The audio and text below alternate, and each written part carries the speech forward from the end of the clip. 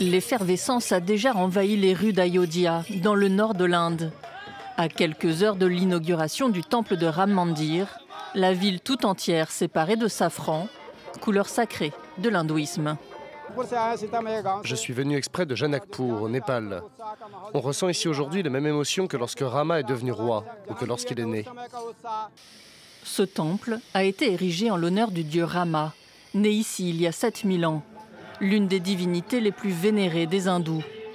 Mais le site d'Ayodhya est aussi un lieu de dévotion pour les musulmans, occupé pendant près de 5 siècles par la mosquée de Babri, jusqu'en 1992, lorsque des nationalistes hindous la prennent d'assaut.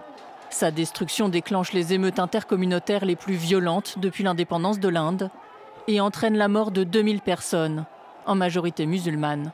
Mon père a été poursuivi dans la rue par la foule. Ils l'ont frappé au ventre avec une bouteille de verre cassé avant de l'asperger d'essence et de le brûler vif. Ils ont fait la même chose à mon oncle. Ce temple de la discorde est aussi devenu un symbole de la politique pro-hindoue que mène le Premier ministre Narendra Modi.